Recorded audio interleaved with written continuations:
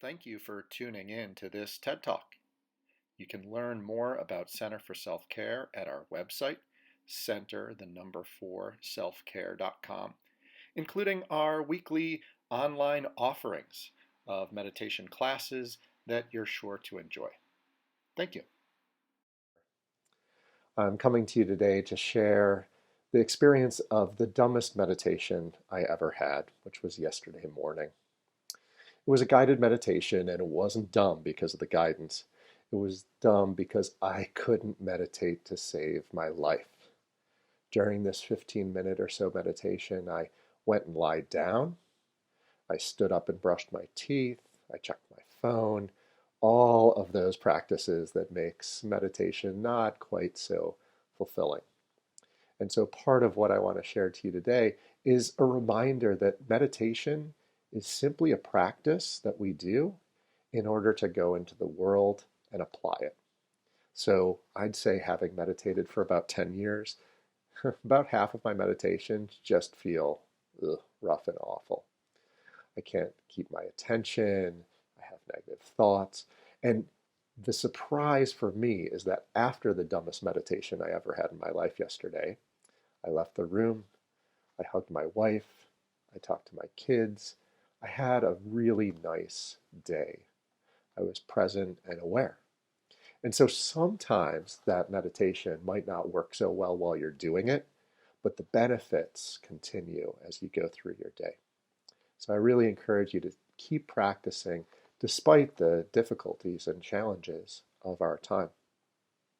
There's an old story of a wealthy businessman who went to a wise monk and said, "How do I reach enlightenment?" And the monk said, "Well, all you have to do is meditate for 20 minutes a day." And the wealthy businessman responded, "But I don't have 20 minutes to meditate every day. What else could I do?" To which the monk responded, "Well, if you don't have 20 minutes to meditate, you should meditate for 40 minutes a day." And so that's a pretty rigid instruction, and one that's very difficult to follow. I'd like to flip it on its head. If you're finding in times like this that meditation is difficult, doesn't feel supportive, keep meditating, but cut the time you meditate perhaps by half. Or meditate with a very heavily guided practice instead of in silence.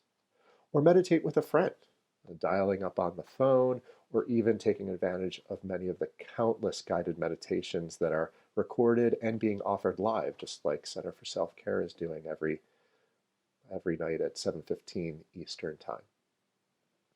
The point of meditation is not to perfect yourself. As Jack Cornfield says, it's to improve your capacity to love. So every time we practice, we bring attention to the practice, we bring love and care, and sometimes it doesn't quite work out. But the alternative, having an empty mind, reaching bliss, reaching peace, isn't really meditation practice. It's like when you go to a gym and lift a 2-pound weight over and over and over, you're not really building any muscles by doing that. If instead you challenge yourself a bit, and those curls are strong and difficult and challenging, that's when we're really growing, learning, kind of harnessing that muscle of attention. And so it might be that you're dealing with some difficult emotions, and allow it to be like that. You can use the practice of self-compassion to say, this is a moment of suffering, and recognizing that all beings suffer in this way. So how can I be kind to myself in that moment? How can I give myself the care and attention that I need right now? The most frequent question I get as a meditation teacher usually comes from parents. And they say, how do I get my kid to meditate? And my snarky response is usually, tell me about your meditation practice, because usually they want their kid to meditate, but they're not doing it themselves. And then I walk away, hoping that they get the idea that modeling this practice for others is just as important as getting other people to meditate. But the question I'm getting most right now is, how do I meditate in such tumultuous and challenging times? I keep on getting distracted, I can't concentrate, I'm restless, I'm drowsy, and so on and so forth. And so in times like these, you might use the instruction that is written on this beautiful painting here. Just sit. My friend David Gerbstadt made that for me as a reminder that meditation is just as much about what we're not doing as what we are doing. So ideally, we're not playing with our phones, glued to the TV set or the computer. We're not arguing with a relative or cleaning up the house. We're giving ourselves time to just do one thing. In mindfulness practice, it might be paying attention to the breath or feeling into the body. And so there's no reason to rush, perfect, do this just right. See what happens when you just put your body there for a very short time. It might be the time it takes for your coffee to brew. 2 minutes, no big deal. In times like this saying from Thich Nhat Hanh seems important. Do not run anymore. You look silly. I'm used to being a problem solver, a fixer, and so many of the tools that I typically use aren't available to me right now. I'm not going anywhere. It's a little bit more difficult to build projects and work collaboratively. But it's just a reminder that in this moment, I can just be still. I can be silent and see what wisdom, what insight arises. I also have on this picture frame here something I got from a fortune cookie. Go take a rest. You deserve it. Now, clearly, not everybody is able to do that right now. They might be working, they might be struggling financially, but that doesn't mean that we can't take just one moment to create a sort of Sabbath in our experience. The practice of meditation is sometimes thought of as being able to be aware of the waves, but rest seated in their midst. Meditation is about feeling what we're feeling as we're feeling it. And that's not always perfect. Here's one last prop from David Gerbstadt. And this is the final line of the Serenity Prayer.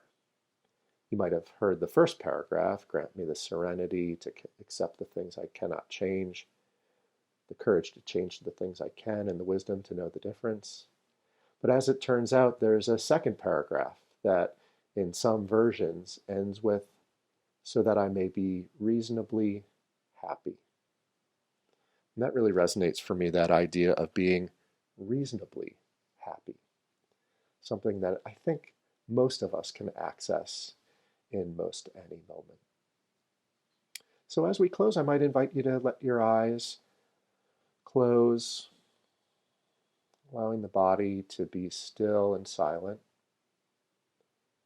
and taking just 1 minute to practice. Letting go of any technique, not needing to follow the breath or scan the body, not needing to repeat a mantra or listen to sounds. Instead, you might just sit.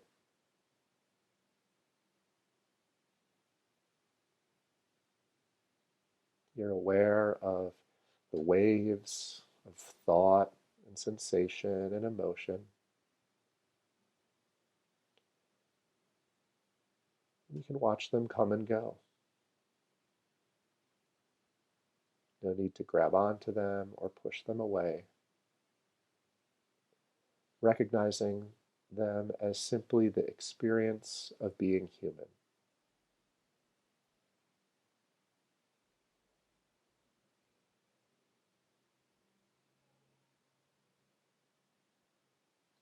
In this time, more than any other, there's really nowhere to go.